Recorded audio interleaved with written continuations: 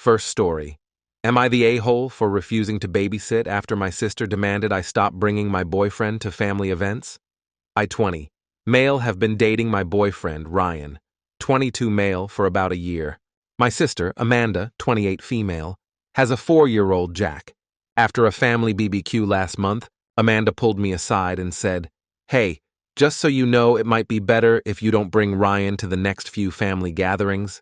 I asked her why, and she got all awkward, saying, "Jack's been asking questions about you and Ryan, and I don't think he's old enough to understand all that yet." I told her we weren't exactly putting on a pride parade in her yard.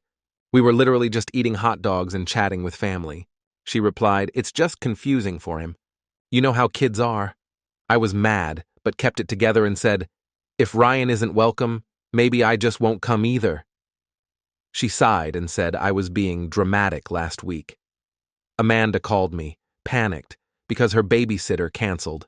I told her I couldn't because Ryan and I already had plans. She begged, saying she was desperate, and I finally snapped, "Why do you want me babysitting Jack? What if I accidentally expose him to my terrifying gay lifestyle? God forbid he sees me and Ryan together." Amanda blew up.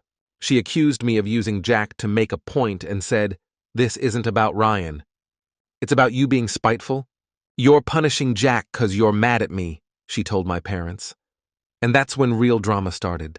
My mom called and said I was being selfish for letting a small disagreement ruin my relationship with Amanda. I told her it wasn't small and reminded her of Amanda's comment about confusing Jack. Mom brushed it off, saying, "She's just doing what's best for her child." I said, "What about what's best for me? Why do I have to hide part of my life to make her comfortable?" My dad sided with me. He said Amanda was being narrow-minded and told her, "Kids aren't confused by love, they're confused by people acting like it's something to hide." Amanda then put the drama into the fam group chat. My uncle said, "It's not homophobic to want to protect your kid from topics they're not ready for. Why push it?" This set off my cousin. She said, "If Jack's old enough to understand that Amanda and Mike are married, then he's old enough to understand Uncle me has a boyfriend." She accused Amanda of being a hypocrite and called out my uncle too, saying, "Let's not make this about your own outdated beliefs." She also called Amanda a stuck-up bee, and my uncle called my cousin a drama queen. My aunt chimed in on the family chat saying, "I don't agree with me lifestyle, but we should still support each other." My grandmother replied, "Support doesn't mean tolerating disrespect." Amanda's husband Mike texted me saying, "Look, I don't have an issue with you or Ryan, but this is getting out of hand. Amanda's just trying to avoid awkward questions from Jack, not insult you." I told him, "It's already insulting. Would she say the same thing if I were dating a woman?" He left me on scene. Am I the a-hole? Comment A, not the a-hole. If Jack is old enough to understand a man and woman being together, he's old enough to understand a man and man being together. I am also gay, and I would have said the same thing to my sister. It's disappointing that this has divided your family. It really brings out their true colors. I think you should go little to no contact with your sister. Comment B, not the a-hole. Your sister is being ridiculous. You can explain anything to a 4-year-old. You just use terms they can understand. Our now 7 years old has been taught about racism, homophobia, misogyny, misogynoir, any kind of bigotry really, the evils of capitalism. The list goes on.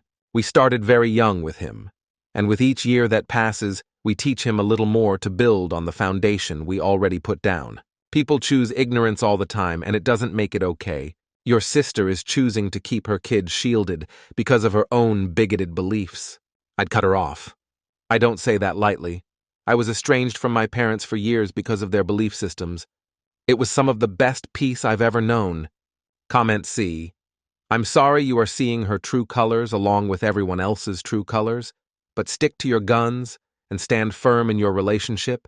The best advice I ever got was to always tell the truth, calmly and respectfully. I'm out 40+ years, married to my wife for 22 with teen young adult kids of our own.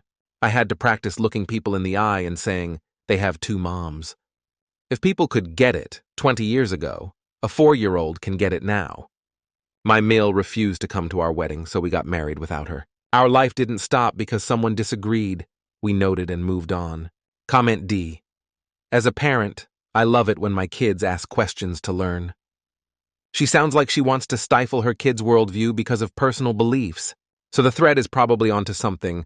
Personally, if my kids get to know 1% of the types of people in the world, I feel like they will understand 99% more than the kids with these type of parents. When they're ready is such a weird excuse. Children learn at an exponential rate compared to older brains. Teach them as much as you can, as young as you can, and don't limit it. Comment E. Not the a-hole, but those family group chats sound hella interesting. Like a soap opera. Next story. Am I the a-hole for telling my cousin that it's not my fault she bought her degree? I am 18 years old, non-binary, closeted, and I live with my parents, my father, who is 68, and my mother, who is 60. We are closer to my father's family because they live closer to us than my mother's relatives. My father has a brother, 72 male, married to my aunt, 70 female. They have a daughter, my cousin, 40. I can't stand my cousin because she thinks she is better than everyone else and has a degree in psychology. One day, we were at my aunt's house for my niece's birthday. 6 female, my stepbrother's daughter, 48 male. At some point, my cousin and I started talking, and she said that she can't stand that all these people are diagnosed with dyslexia because, in her opinion, it's just an excuse for stupid people who don't try hard enough, and that she knows this because she has a degree in psychology. I looked at her and told her that I am severely dyslexic, dysgraphic, and dyscalculic, and that I have a really hard time reading and writing. She laughed and told me that I was just stupid. I decided to ignore her comments and went to entertain my niece. When it was time for presents, my cousin gave my niece a book and told her to ask me to read it out loud. Of course, my niece did. I panicked because I have a hard time reading, let alone reading out loud. Luckily, my mother noticed and told my niece that she would read it to her because she loves to read. After my niece moved in with my mother, I confronted my cousin and asked, "What's your problem?" She told me that I just needed to practice and stop pretending. At that point, I got angry and told her that it wasn't my fault that she had bought her degree in and therefore didn't really know what dyslexia was. After this exchange, both she and I went out so as not to ruin the party, but she started insulting me for all my choices, from my appearance to my tattoos, and even said that I wasn't feminine enough. I remained calm since I'm used to her insults by now, and went back inside to play Lego with my niece. However, today I received a text from my aunt accusing me of being a bee for insinuating that my cousin's degree was fake. Even though my parents told me I did the right thing, now I'm not sure if I did it right. So am I the asshole? Edit. Hello everyone. I want to thank you for all the nice comments you left. I want to specify one thing. My cousin has a degree in psychology, but luckily she works as a secretary in a company. Then I decided to restrict contact with my aunt and my cousin. I don't want to cut off contact with them to keep peace in the family, but I will limit contact with them a lot. Comment A, not the a-hole. As the holder of a psychology degree, I can confirm that we were taught in details about various learning disabilities and neurological differences such as dyslexia, dysgraphia, dyscalculia, etc. I wonder if she's ever heard of the Dunning-Kruger effect, which is also a noted psychological theory that states that people who know a small amount about a topic tend to grossly overestimate their actual knowledge, which actual experts believe they always have more to learn. Comment B, not the a-hole. This 40-year-old woman is one ignorant tuka picking on you, an 18-year-old like a schoolyard bully. She is due a refund from that degree. Whatever she paid is too much. Comment C, if she doesn't believe in dyslexia, while claiming a degree in psychology, her degree isn't worth using as toilet paper. Comment D, I'm going with not the a-hole because I would have questioned her degree too. Her psychology degree doesn't mean crap when she clearly has no knowledge about learning disabilities at all. Comment A, not the a-hole, and I'd like to high-five you for giving a sick burn and retaining your cool. She sounds terrible. For what it's worth, psych degrees are notorious for giving a false sense of understanding how people think. I've never known someone who took one who didn't come out of it with a more knowledgeable than thou attitude. Sounds to me like she's using whatever her degree said, which undoubtedly was not denying concepts like dyslexia in the early 2000s, to validate her own crappy worldview, and then leveraging the authority her degree lends her to wield that worldview like a weapon. You're absolutely right to call her out on it, and I'm glad your parents have your back on this. Next story. Am I the a-hole for telling my best friend I don't want to be in her wedding because I can't afford it? My best friend of many years is getting married, and she recently asked me to be a bridesmaid.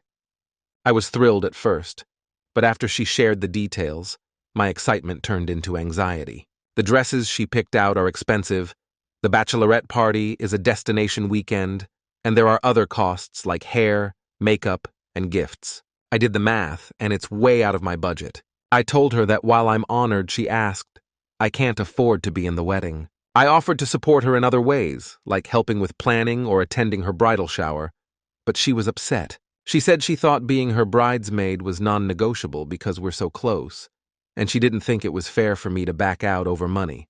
She also implied that I could make it work if I really tried, and suggested I use my savings or pick up extra work to cover the costs. Now I feel like I've let her down, and maybe overreacted by saying no so quickly. I know how important this day is to her, but I also can't justify putting myself into debt or draining my savings for it. She's been distant since our conversation, and I'm worried I've damaged our friendship. Am I the a-hole? Comment A, not the a-hole. You shouldn't go into debt for your own wedding, much less someone else's. Your friend is demanding that you be financially irresponsible, and that's not fair. When I got married, I knew my best friend wouldn't be able to afford to come, so I had included the costs of flying her out and putting her up in a hotel in our wedding planning. It turned out that her health was too poor to come. Massive infection that required major surgery with a very long recovery, so I didn't actually end up doing so. But that's how I intended to deal with her not being able to afford to come. Comment B. Weddings are getting more prohibitively expensive and exhaustive. Airplane and hotel expenses for destination bridal parties and weddings, bridal gowns, the catering, etc. No one should go into debt over a wedding. If you can't swing it, don't do it. OP is not the a-hole. Your friend is not a friend if she can't or won't understand. Comment C. Not the a-hole. No, she is the one who just damaged the relationship. Her image of a perfect wedding is more important to her than your friendship. She is more than willing for you to work extra, drain your savings, and go into debt so that she can have her perfect day. This is what is known as being selfish. Her manipulating you raises that to toxic levels. You made your boundary clear and even offered compromises so you could be part of her day. You did nothing wrong. Comment D, not the a-hole. Only entitled people expect you to spend thousands of dollars on their event and expect you to use your savings and do overtime at work to cover the costs of the highly expensive selections they've made for their wedding. I can tell you from experience that the bride is the one that covers the bridesmaids' dresses and makeup, and that only the bachelorette party is something all the participants should cover. Comment E. A very long-time friend asked me if I would be a bridesmaid for her last year, and I straight up said, I would be honored, but I'm not able to spend more than X amount. I totally understand if that means you need to rescind the invite. She was very understanding and talked me through the expected costs. Luckily, it was all very manageable and I could participate. I think you did what you should have done. I look through your budget and realize it wasn't possible for you. Communicate that early on and offer to do what was within your means. Not the a-hole. Next story. Am I the a-hole for not telling my girlfriend that I pee in my shower? Let me get right to the point. I 25 male pee in the shower. I thought everyone did. My whole family pees in the shower, as do all my friends. I don't pee in a shared shower like a dorm or a locker room, nor do I pee in someone else's shower when I'm a guest in their home. But do I pee in my own shower? Hell yeah. So I've been dating my girlfriend, Jessica, female 25, for several months now, and she stays at my apartment at least a couple nights out of the week. Things were going very well until yesterday. I got home from work late and traffic had been really slow. I had to pee so badly, but I also felt sweaty and gross, so I wanted to shower. When I got home, I was in a frenzy, but I still gave Jessica a kiss like normal. Then I immediately went to the bathroom, took my clothes off, hopped in the shower, and let the most relieving pee I've ever let out. After that, it was smooth sailing. I did my skincare routine, changed, and began making dinner for me and Jessica. Jessica came into the kitchen and asked how I was, and I responded with, "You know, nothing feels better than a good old pee in the shower." She started to laugh, and when she realized I wasn't laughing, she said, "You're joking, right?" I was like, "What do you mean?" And she went, "You don't actually pee in the shower, do you?" When I told her I did, in fact, pee in the shower, she got really upset. She said it was nasty that I peed in my shower and that I should have at least told her, so she would have known to wear shower shoes. I told her I didn't think it was a big deal, that everyone pees in the shower, and that if she was worried about that stuff, she should just bring shower shoes when she stays over at someone's house. She called me gross and insensitive as she packed up her things and left. I really didn't think I'm in the wrong here, but Jessica is normally super chill and down to earth about things, and we've never had an argument like this before. Is she overreacting, or am I in the wrong? Comment A. Not the a-hole. I'm a woman. I pee in the shower sometimes. It's not a big deal. I never understood why that was considered gross. When menstrual blood goes down the same way, it all gets washed away, and if you wash your tub regularly, there shouldn't be any issue. I don't think it's your responsibility to make her aware of your shower peeing habits so she can prepare. If I was taking a shower at someone else's place, I'd give the tub a cursory scrub anyway, because I'd feel like my level of cleanliness is my own responsibility. Comment B, not the a-hole. Also a woman here. Peeing in the shower is quite common. Lots of things get washed down the shower drain: sweat, blood, dirt. Flushing the toilet while someone is in the shower is far more disgusting. A flushing toilet kicks all sorts of bacteria and germs into the air. Comment C, not the a-hole. Listen, it's a shower. You don't lie down in the shower? The pee goes straight down the drain. It's not gross at all. You would literally never know this was happening. Comment D, it's like there are two camps that never knew the other existed. I always assumed that everyone peed in the shower. Now I discover that whole swaths of people think it's just short of murder. What a world. Not the a-hole. Comment A, not the a-hole. As a plumber, I can tell you it all goes to the same place. As long as you're not taking a dump and waffle, stomping it down the drain. Please don't do that for a lot of reasons. I don't think it's a big deal. All sorts of more disgusting things go down drains than urine. Thank you for hearing in. Consider like and subscribe the video if you enjoy it. See you next time.